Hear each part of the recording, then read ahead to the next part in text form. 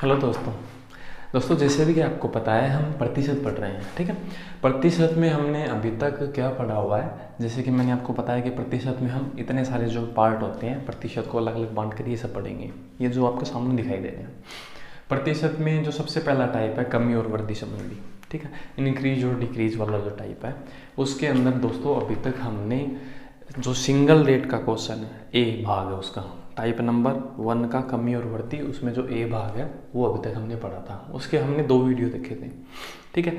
अब जो single rate के क्वेश्चन होते हैं, सिंगल रेट का मतलब एक दर के क्वेश्चन थे, वो अभी तक हमने डिस्कस किए थे। आज दोस्तों हम इस वीडियो के अंदर डबल रेट के क्वेश्चन, डबल रेट का मतलब जिसमें 2 दर होती है, ठीक है। जरूरी थोड़ी हर क्वेश्चन में आपकी एक ही रेट दे रखी हो, जिन क्वेश्चनों में 2 दर दे रखी होती है उनको हम किस तरह से हल करेंगे, ठीक है। तो इस वीडियो के माध्यम से हम 2 रेट के जो क्वेश्चन होते हैं डबल रेट के हैं उन क्वेश्चनों को देखेंगे। जिस तरह से क्वेश्चन ये आपको दिखाई दे रहा है ये वाला, ठीक है।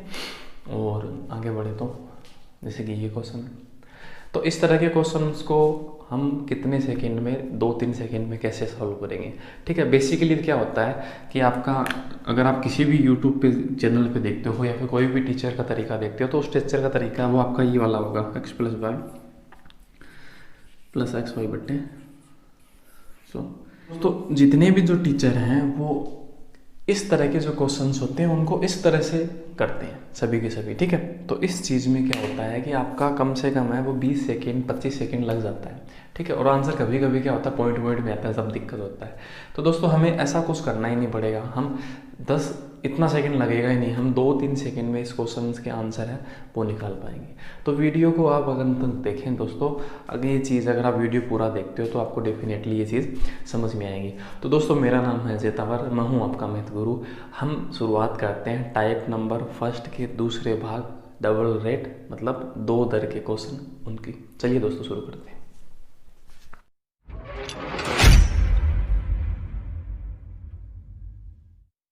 तो पहला क्वेश्चन है, किसी वस्तु के मूल्य में 10% बढ़ोतरी और फिर 10% कमी हो जाए तो वस्तु के मूल्य पर क्या प्रभाव पड़ेगा। ये क्वेश्चन है दोस्तों। तो बहुत सारे लोगों ने तो ये फॉर्मूला भी याद रखा है, x² बटे 100। इसमें क्या है कि 10% की बढ़ोतरी है और 10% की क्या है कमी है। एक बार तो बढ़ाया और एक बार क्या किया कम किया, ठीक है। तो ये फॉर्मूला वो लगाते हैं और इस फॉर्मूले से आंसर आते हैं, मैं करके बताता हूँ, ठीक है। और हमेशा आंसर है वो इतने प्रतिशत कमी में आएगा इस फॉर्मूले के अकॉर्डिंग। 10% यहाँ पर लिखा, दोनों बार 10 है बटे 100। 10 का स्क्वायर कितना होगा 100 हो गया ना, बटे 100 बराबर कितना आ गया 1। तो 1% जो कमी है वो इस चीज़ का क्या होगा, सही जवाब होगा। पर दोस्तों ये जो तरीका है वो फिक्स क्वेश्चन में तो लग जाएगा, पर अगर फिक्स क्वेश्चन नहीं होगा, जैसे 10% अगर ये चेंज हो जाए, ये 20 हो जाए 10 हो जाए, तब वो काम नहीं करेगा। तो हम एक ऐसा तरीका देखते हैं जो हर चीज़ में काम करे, ठीक है। तो मैं आपको एक ऐसा तरीका बताता हूँ जो हर क्वेश्चन में काम करेगा और इतना सब कुछ आपको करना भी नहीं पड़ेगा, फटाफट आपके रिजल्ट्स आएंगे, ठीक है। तो मैं इसे मिटा देता हूँ।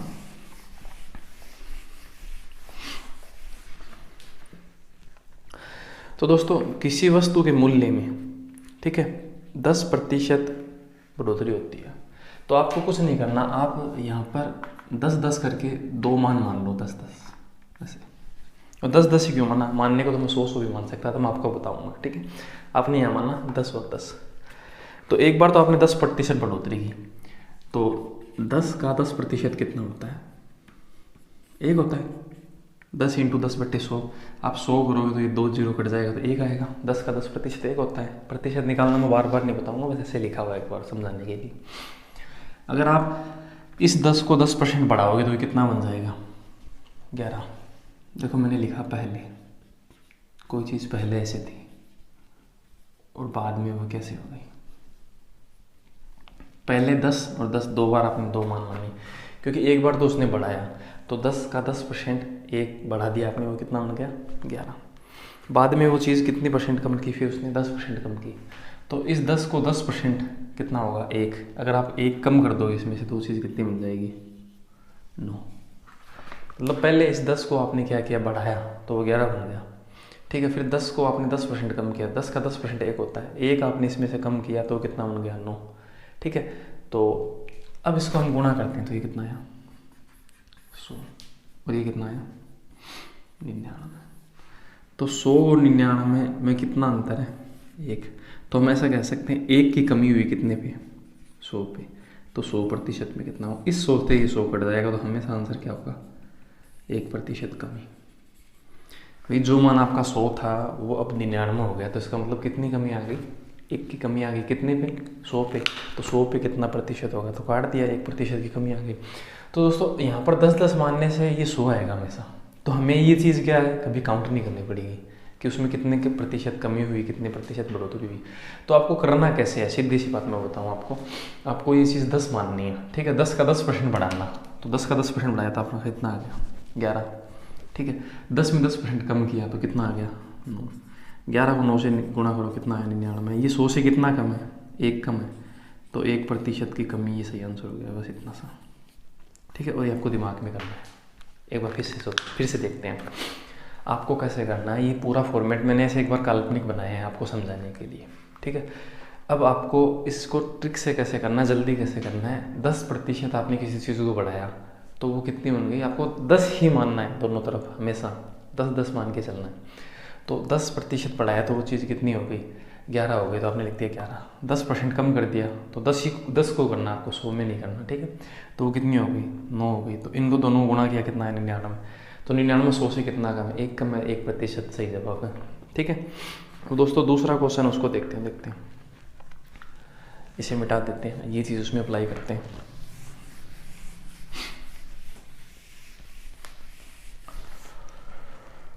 और दोस्तों देखो, दूसरा क्वेश्चन ऐसे बोल रहा है, चीनी के मूल्य में 20% की वृद्धि होने से। तो मैंने आपको बताया 10 आधार मानना है आपको। 20% अगर आप 10 में बढ़ा देते हो तो कितना बढ़ जाएगा? 2। 10 का 20% कितना होता है? 2 होता है ना। तो 10 कितना बन जाएगा? 12 बन जाएगा। 20% बढ़ाने से बन जाएगा। वृद्धि होने की वजह से एक घरेलू खपत में 10% की कमी करता है।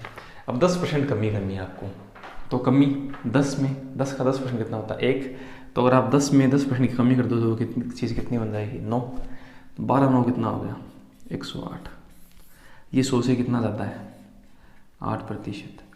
तो आपका आंसर होगा 8% ज़्यादा, या फिर 8% बढ़ोतरी। ये सही आंसर है, बस इतना सा, ठीक है। और ये जो गुणा है आप दिमाग में भी कर सकते हैं। 12 × 9, 12 9 108, ठीक है। 108 100 से कितना ज़्यादा है? 8। तो आपका जो खर्च है ना वो 8% बढ़ जाएगा। तो इसका सही आंसर होगा 8% बढ़ोतरी, या फिर 8% ज़्यादा, बस इतना सा। अब मैं एक बार फिर से इस चीज़ को आपको समझाने की कोशिश करता हूँ। आपको जो क्वेश्चन के आंसर है वो इसी तरह से करने हैं, ठीक है। फटाफट एक बार फिर से देखते हैं।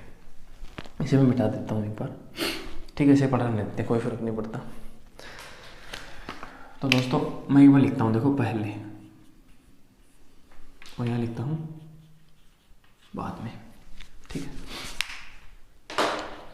पहले हम ऐसे मानते हैं चीनी का मूल्य, चीनी है आपकी, तो उसमें 2 तरह की चीज़ है, मूल्य और मात्रा। 2 तरह की चीज़ है, मूल्य और मात्रा। प्राइस और क्वांटिटी 2 तरह की चीज़ें होती है। तो पहले मैं मूल्य ऐसे मानता हूँ कि 10 रुपये था, और 10 kg वो है महिला है, वो चीनी खरीदती थी, ऐसे मानते हैं, ठीक है। तो उस महिला का कितना खर्चा हो जाता था टोटल? 100 रुपये। भाई 10 रुपये आपका मूल्य चीनी का, 10 रुपये प्रति kg, और 10 kg अगर वो चीनी खरीदेगी टोटल कितने रुपए देने पड़ेंगे? 100 रुपये। तो उस महिला का 100 रुपये खर्चा होता था, ठीक बात है। अब क्या होगा कि 20% की वृद्धि हो जाती है, किसमें? मूल्य में। तो पहले मूल्य कितना था? 10। अब 10 का 20% कितना होता है? 2 होता है। जैसे कि लिख देता हूँ यहाँ पर, 10 का 20% निकालेंगे तो वो 2 आएगा। तो 10 का 20% 2 आया। 2 आपका क्या है? वृद्धि हो जाती है, तो मतलब 2 बढ़ जाता है, तो मतलब कितना हो जाता है? 12 हो जाता है। वजह से एक गृहिणी अपनी खपत में 10% की कमी कर देती है। भाई अगर चीनी का मूल्य बढ़ गया तो गृहिणी अपनी खपत क्या कर देगी? कम कर देगी। कितने %? 10%, ठीक है। तो पहले वो मात्रा 10 kg काम में लेती थी, अब 10% कम। 10 का 10% कितना होता है? 10 का 10% 1 होता है। अगर 1 वो इसमें से कम कर देगी तो वो चीज़ कितना काम मिलेगी? अब 9 काम मिलेगी, ठीक है। तो 12 रुपये मूल्य हो गया, तो अब 9 kg काम में लेती है वो, तो अब कितना खर्च देना पड़ेगा उसे? 108 रुपये। तो पहले देखो वो 100 रुपये खर्चती थी, अब कितना खर्चने लग गई? 108। तो कितना ज़्यादा खर्चा होने लग गया उसका? 8 रुपये ज़्यादा होने लग गया ना। और ये आपका सही आंसर है। और वैसे देखो हम कितना जल्दी इस चीज़ को कर लिया, ठीक है। तो बस आपको फॉर्मेट क्या करना है, यहाँ पर 10-10 मानोगे तो ये चीज़ 100 ही बनेगी। तो 100 से इस चीज़ का आप कंपेयर करोगे ना, तो वो चीज़ अगर 100 से कम होगी तो उतनी कमी हो जाएगी, और 100 से ज़्यादा होगी तो उतने प्रतिशत की वृद्धि हो जाएगी। ये एक तरीका है, ठीक है, जिससे हम चीज़ों को क्या है XY वाले तरीके से और ज़्यादा आसान बना सकते हैं। तो हमें करना क्या था, हम 20% की बढ़ोतरी हुई तो 10 में 20% बढ़ाया तो 12 बन गया, ठीक है, तो हमने 12 लिख दिया, ठीक है।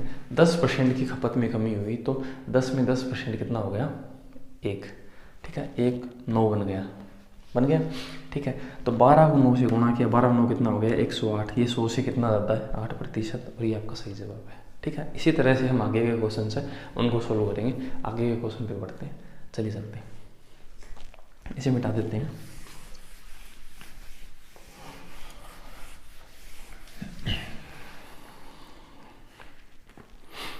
तीसरा क्वेश्चन है दोस्तों, चीनी के मूल्य में 10% की कमी, ठीक है। हम फटाफट क्वेश्चन को करेंगे।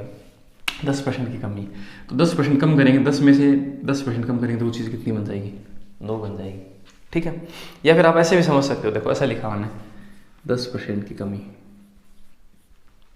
तो आप इसको हटा दो, आप ऐसे मान लो 10 में 1 की कमी होगी तो कितना हो गया, 9 बन गया वो। अगला क्या है, 30% बढ़ोतरी,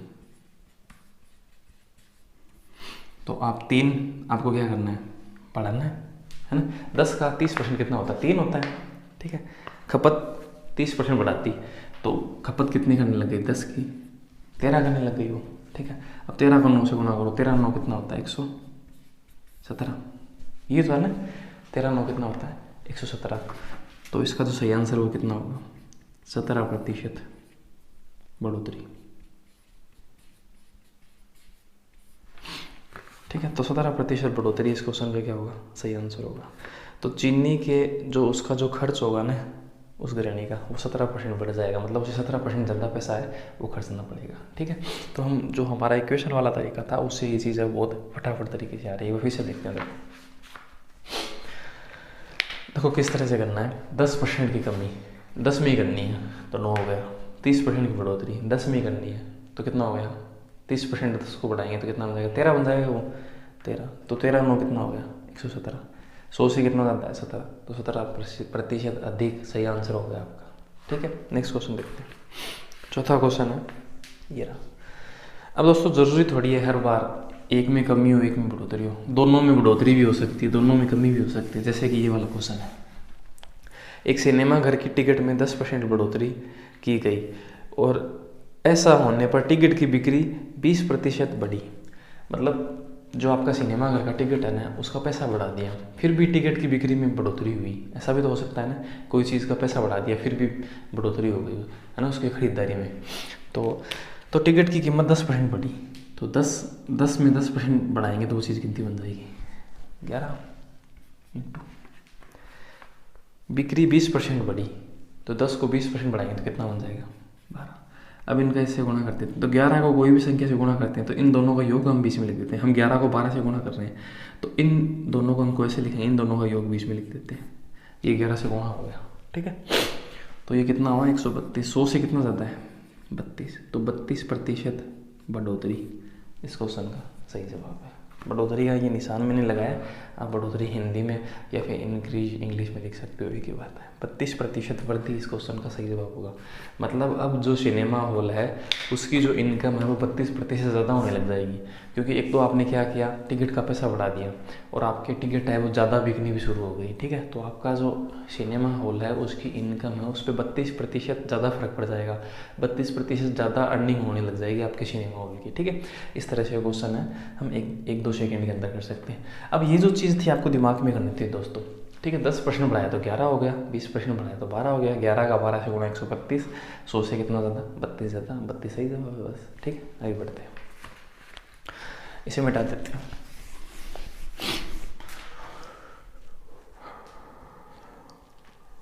तो 4 क्वेश्चन हो गए, अब 5वां क्वेश्चन देखते हैं दोस्तों। इन क्वेश्चनों में और की चीज़ क्या ऐड की जा सकती है, जैसे कि ये 5 नंबर क्वेश्चन है, इसमें देखो दोस्तों 2 क्वेश्चन पूछे हुए हैं, 2, ठीक है। पहला क्वेश्चन जैसे पूछा संख्या में कितने प्रतिशत की कमी या वृद्धि होगी। अगर आपको ऐसा पूछा जाए कितने प्रतिशत की कमी और वृद्धि, तो बहुत आसान आंसर है। या फिर बी ऐसा कुछ होगा, यदि मूल संख्या में 40 की कमी आई तो मूल संख्या याद कीजिए। मतलब पहले के बजाय अब जो आपकी संख्या है ना उसमें 40 संख्या में कमी आ गई, तो आपको मूल संख्या बतानी है। ऐसा भी क्वेश्चन हो सकता है। तो इस क्वेश्चन को देखते हैं। एक संख्या में पहले 20% की कमी, तो 10 को 20% कम करेंगे तो कितना बन जाएगा? 8। ठीक।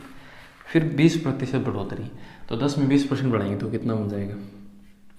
12। 12 8 कितना बन जाएगा? 96। 96 100 से कितना कम है?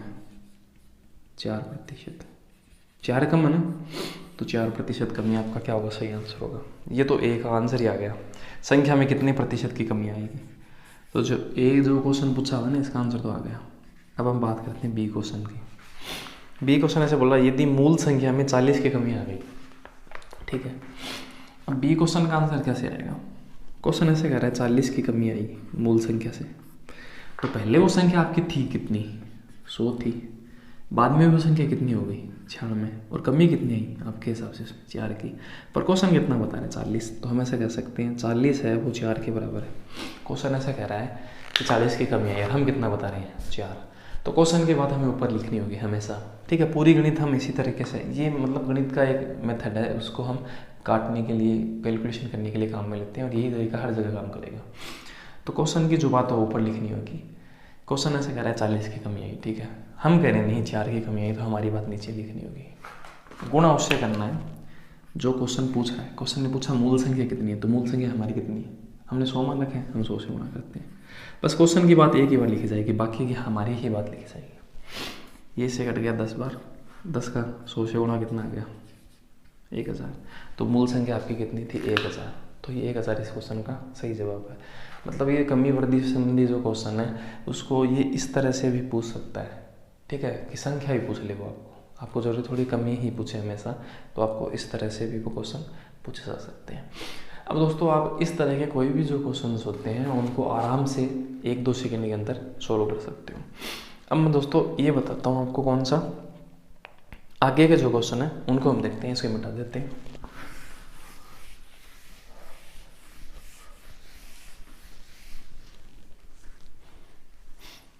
अब दोस्तों क्वेश्चन नंबर 6, वर्ग की प्रत्येक भुजा में 10% की बढ़ोतरी होने की वजह से उसके क्षेत्रफल पर क्या प्रभाव पड़ेगा? ठीक है, तो वर्ग की प्रत्येक भुजा में, तो वर्ग देखो दोस्तों इस तरह से बनता है। ठीक है, आपने इसकी भुजा 10 मान ली कि वर्ग की सभी भुजा बराबर होती है। आपने उसकी प्रत्येक भुजा में 10% की बढ़ोतरी की, तो आप बढ़ोतरी करोगे तो वो क्या बन जाएगा? एक बड़ा वर्ग बन जाएगा इस तरह से।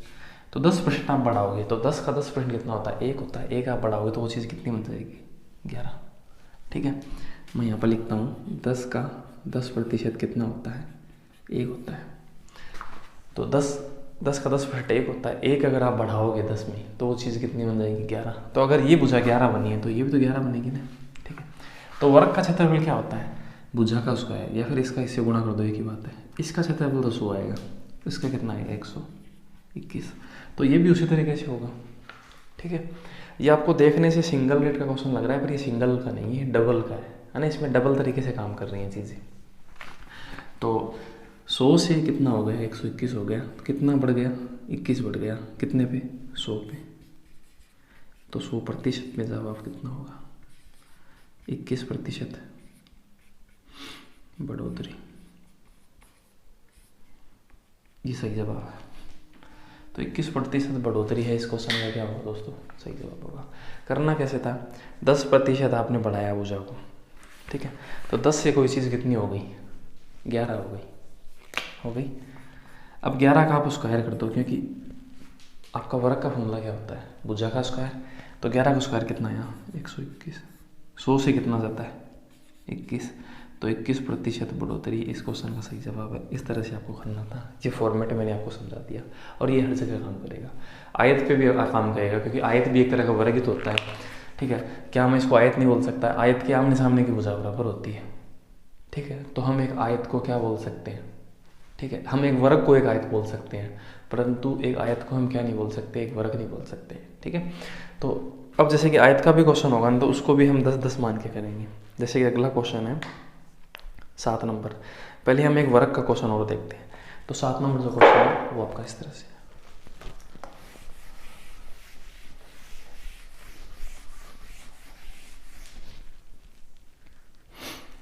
वर्ग की प्रत्येक भुजा 20% कमी होने की वजह से, तो 20% आप 10 में कम कर दोगे तो वो चीज़ कितनी बन जाएगी? 8। अब आप 8 का स्क्वायर करो, क्योंकि भुजा का आप स्क्वायर करते हो, तो 8 का स्क्वायर कितना आ गया? 64। 64 100 से कितना कम है? 36। तो आपका आंसर होगा 36% क्या कमी। बस सही जवाब है, इतना सा। अब फिर से देखते हैं दोस्तों, वर्ग की प्रत्येक भुजा में 20% की कमी, तो 20% कम करना है आपको। तो मैंने आपको बताया आपको 10 ही आधार मानना है हमेशा, ठीक है। तो 10 में 20% कम कर दोगे ना 10 का, तो वो 2 आएगा। 2 आप कम कर दोगे तो चीज़ 8 बन जाएगी। या तो आप 8 को 8 से गुणा कर दो, 64 आ गया, या फिर उसका वर्ग कर दो, एक ही बात है। तो 8 का हमने वर्ग किया, 64 आया। ये 100 से कितना कम हो गया? 36। तो 36% कमी इस क्वेश्चन का सही जवाब है।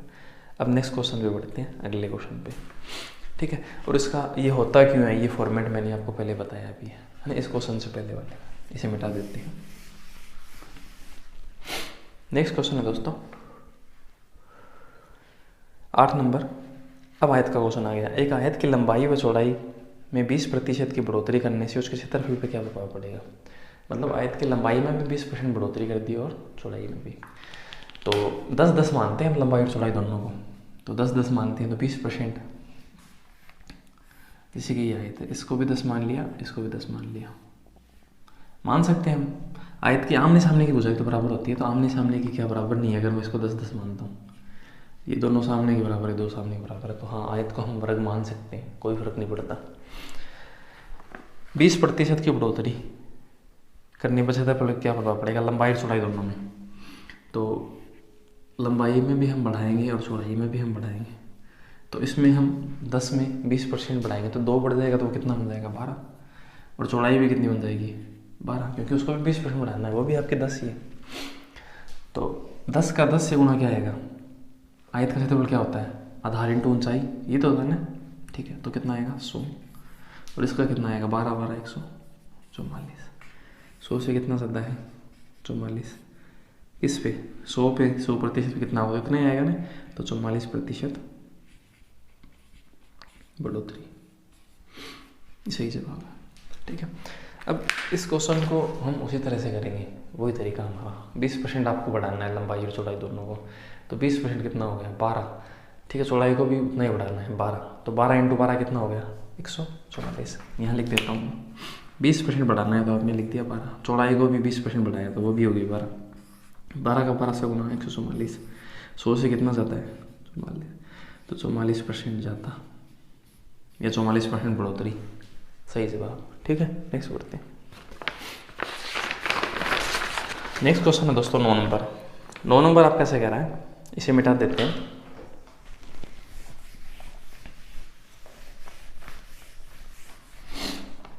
नौ नंबर क्वेश्चन है, एक आयत की लंबाई व चौड़ाई में 20% की कमी, ठीक है। इस बार आपको कमी का दे दिया, तो कमी में 20% आपको लंबाई में भी कम करना है, चौड़ाई में भी। तो 10 में हम 20% कम करेंगे तो वो चीज़ कितनी बन जाएगी? 8। चौड़ाई को भी हम 10 मान रहे हैं, है ना, हर चीज़ को हम 10 मानेंगे। इसमें भी हम कम कर देंगे तो वो भी चीज़ कितनी बन जाएगी? 8। और 8 कितना हो जाएगा? 64। 100 से कितना कम है? 36। तो 36% कमी सही जवाब है, ठीक है। और ये सब बताने में टाइम लग रहा है, आप करोगे ना तो दिमाग में आप 2-3 सेकंड के अंदर कर सकते हो, ठीक है। 20% कोई चीज़ कम कर दोगे तो वो 10 का 20% कम कर दोगे तो वो चीज़ कितनी बन जाएगी? 8 बन जाएगी। तो 8 का 8 से गुना 64। 100 से कितना कम है? 36% सही जवाब है, ठीक है। नेक्स्ट क्वेश्चन है 10वां, इसे बता देते हैं।